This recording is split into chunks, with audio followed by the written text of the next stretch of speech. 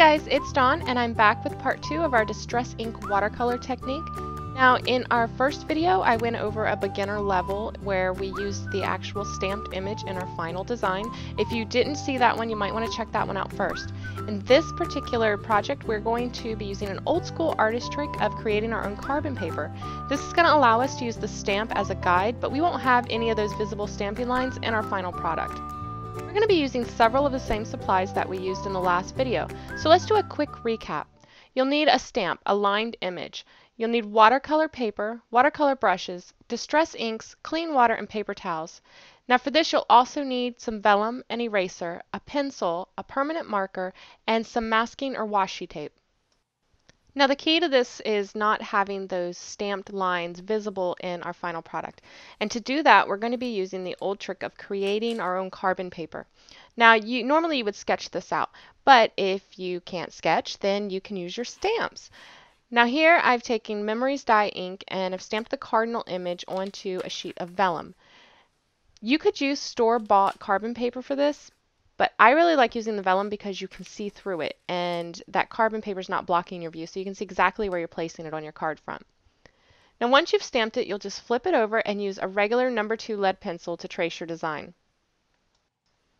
Now you could stamp this in a really light color ink, maybe even a water-soluble ink onto your watercolor paper and start watercoloring from there.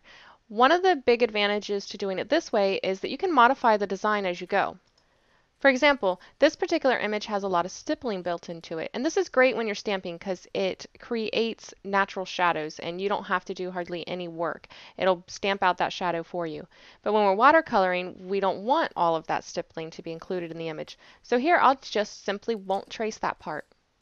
Likewise, if I didn't want to include the flowers, I could just not trace over them as well and finish out the branch and make it look like he was sitting on an empty branch.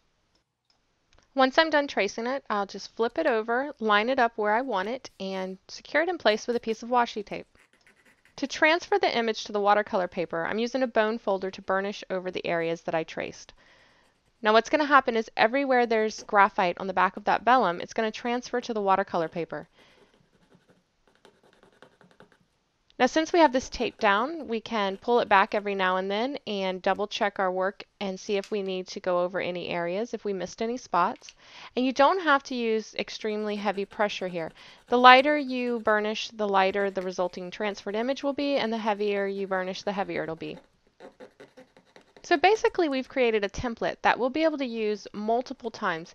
You can probably get anywhere from 8 to 10 uses out of this image before you need to reapply graphite on the back. Once you're done and you remove your template, if you want to, you can use a pencil to map out any areas where you want to add shading or you want to leave the paper white to indicate highlights. So now it's time to add some color. Now with traditional watercolor pigments, I would have a palette like this where I would add all my colors and do all of my mixing. But since we're using distress inks, I'm just going to use my craft mat here for my palette. So the great thing about these inks is you can mix them just like you can traditional watercolor pigments. So I want to create my own custom colors and tones here, so I'm laying down some fired brick, some black soot, and some faded jeans. So I'll pull out some of this fired brick here and then I will add just a touch of that faded jeans. I'll add a little bit more water to lighten it up some, and the trick to watercolor is the more water you add, the lighter the color will get. So I usually keep a section of watercolor paper off to the side and I will test my colors on that before I commit to my project. So I'm just going to test this out really quick on my scratch here and see if I like it, if it's dark enough, if I need to add more water or not. And I think I'm pretty happy with that. So I'm going to go ahead and clean off my brush here and get ready to start my initial wash on the cardinal. In the last video we used the distress ink markers. So we laid down the ink first and then we added water to it.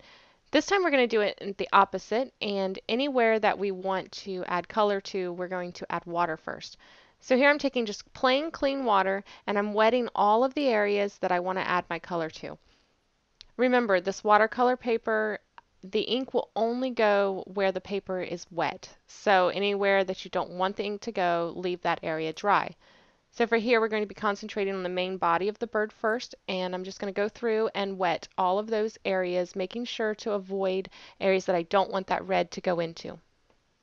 Now I'm going to pick up some of that color on my brush, and I'm going to start on the outer edge because that's where I want it to be darkest. So I'm just going to start sliding my brush along that outer edge, and you can see how everywhere that the paper's wet, that ink is starting to seep into, and it's starting to spread out. The water really does all of the work for you. All you have to do is add a little bit of color here and there, and then it will naturally start to spread out into the other wet areas. And as it goes, it will get lighter and lighter.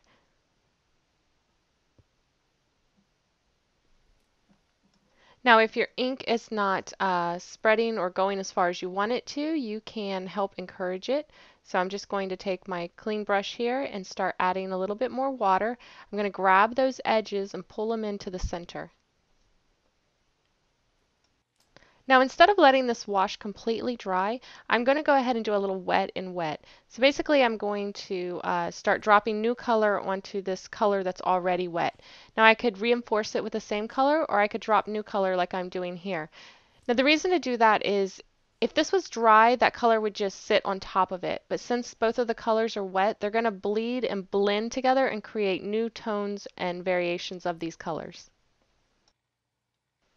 Once I'm finished with this base layer, I'll go ahead and let it dry, and then I will move on to another area.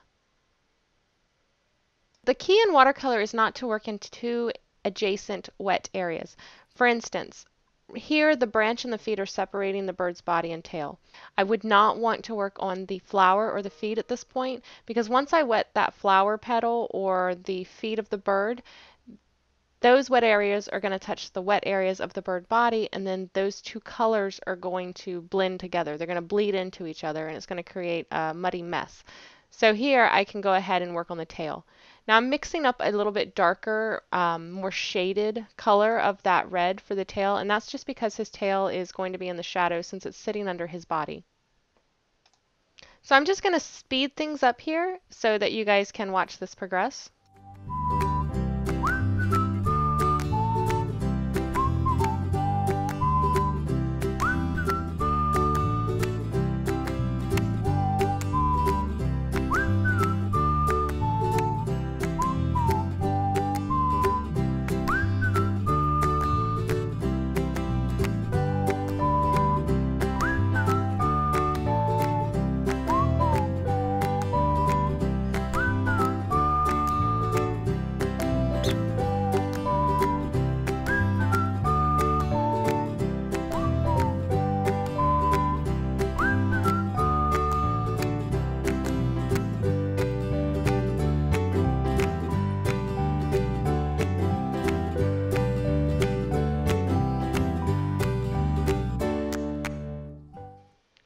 Now I'm going to let this dry and I can move on to doing the flowers. I'm going to start with the petals that are not touching the bird. And to do white flowers, the key is to only put in the shadows. One of my favorite things to paint is actually white flowers. I have no idea why, because really you're playing with the negative space. And maybe, I don't know, my favorite card making technique is masking, and that's playing with negative space. So maybe that's why I like it. So here you're going to create the shadows, which are going to make the white stand out. And to do that, shadows are normally purplish bluishes. So I'm going to mix this faded jeans with water. I'm going to do a lot of water until I get it super, super, super light, because I just want a hint of shadow. And this looks about the right depth to me. So I've wet the petal, and now I'm just going to drip a little bit of that color into the base. And you can see it immediately spread, and already that petal, it looks like it's kind of curled and moving and waving. So I'm going to continue laying some base washes down on different elements here, making sure not to work into two elements that are side by side or close enough that the waters are going to touch each other. I could get away with it in those last two petals, but here I'm going to make sure not to touch any petals that are side by side. So I can go ahead and let those dry and start working on some more of this tail. I'm going to do the inner portion. For that, I'm going to use this script or liner brush. That's a really tight area in there in between, so I'm going to use this. You can see here what a fine tip and point you can get that to. So that's what I'm going to use for this one. I'm going to pull in some of that super concentrated red, and I haven't even wet the paper here. I'm going to work straight on dry paper first, and that's because I want to create a little hard edge here. I'm going to take that same brush and a little more concentrated or saturated color of that red and add that right up under the cardinal where he'd be sitting on the branch. This is going to give me a great shadow. I'm going to take some clean water and start pulling that down some so it comes out nice and gradually, so I don't get too much of a hard edge. And I'm going to do the same thing in other areas of the bird just to intensify some of those shadows. So we're just going to go ahead and speed things up again here. I want you guys to be able to see how this progresses. This took me several washes. I'd let it dry in between each wash, and then I would continue to add color, intensifying my shadows and adding more water here and there to create my blends. In all, this took me about an hour. I know sometimes when you watch these how-to videos, the magic of editing, it looks like it took like 5 or 6 minutes. And then when you sit down to try it, it can be frustrating if it just doesn't come together as quickly for you or as quickly as it seemed in that how-to video.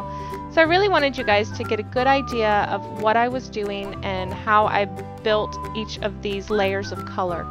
Now you could certainly make this take less time. I tend to lean more toward a realism, but you could definitely do this much looser with more water and more impressionistic and still come out with really great results.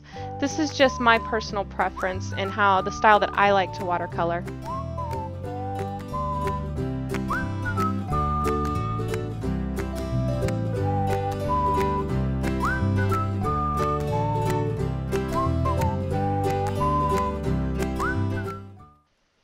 And now I can move into some of these flowers and get some of those taken care of again. Watercolor is really just a dance of moving from area to area, letting one area dry, working on another, and letting that dry and working on another. Sometimes you'll run out of areas to work on and you just have to let it dry. In that case, you could use your heat tool to speed it up. I personally prefer to let it air dry. But if you are impatient, as I've been known to be from time to time, your heat tool works good for speeding up dry time. If you get an area too dark, like I've done right here, you can just dry off your brush and then soak up that pigment. And good as new. For the leaves and the rest of the areas, I'm going to continue to do the same method. I'm going to wet the area first, and then I'm going to drop in my color. I prefer to start off lighter and then deepen the color with subsequent washes of the same color, or blending in another color. Like you can see on the leaf on the bottom there, I used blue on one side and green on the other, and I knew that as they mixed they would create a deeper green. Now that this tail is completely dry, I can come in and add some deeper tones and some shadows and add some separation to these tail feathers.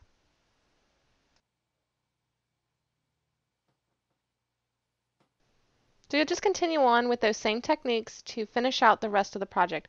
I'm going to go ahead and speed it up so that you guys can see the entire project progress.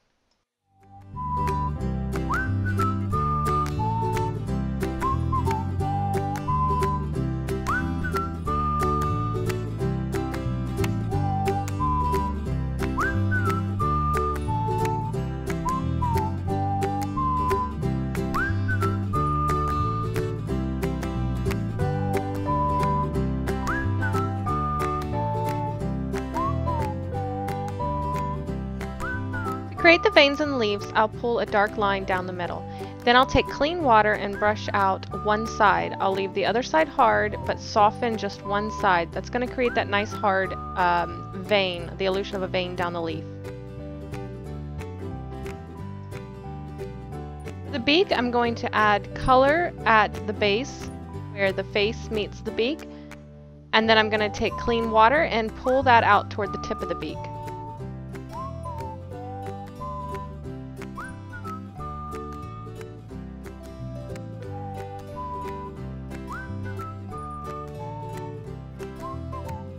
Adding the water just on the one side of that line makes one side feather and leaves the other side hard.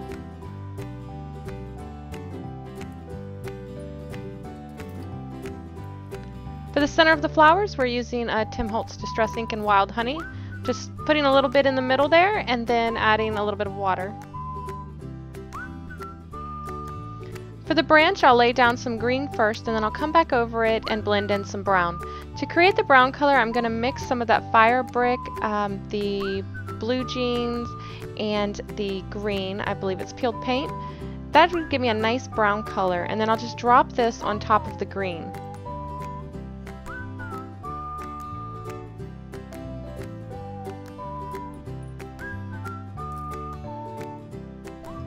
Now I'm going to come in and add some depth to these flowers by making some of the petals appear like they're on top of the others. Anytime something is lighter, it'll appear closer to you, and anytime something is darker, it'll appear further away. So I'm going to create some shadows along the edges of each of these petals where one would be overlying the other. Creating these hard lines along those edges is going to force one petal to look like it's in the back and it has a little bit of shadow along the edge, and it's going to force the other petal to come forward and look like it's laying on top.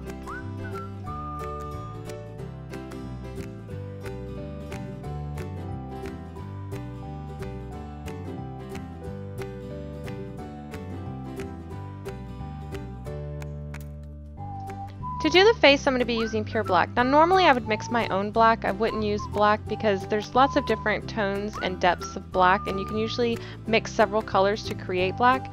But in this case, we're just going to use the pure black. I'm going to be careful to wet the entire space, except I'm going to leave one area dry right there where I want to highlight the eye. Since I left that spot dry, I knew that the ink wouldn't run into that area.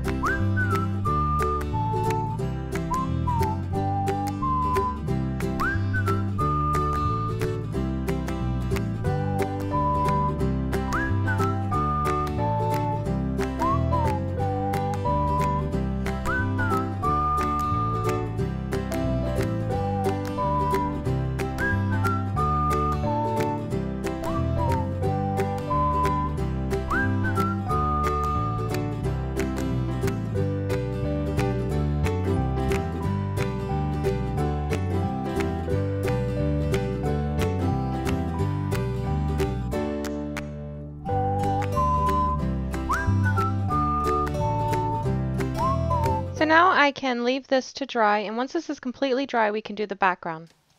To create that soft blue hazy background, I'm just going to lay down some clean water, and then I'm going to start dropping in some tumbled glass.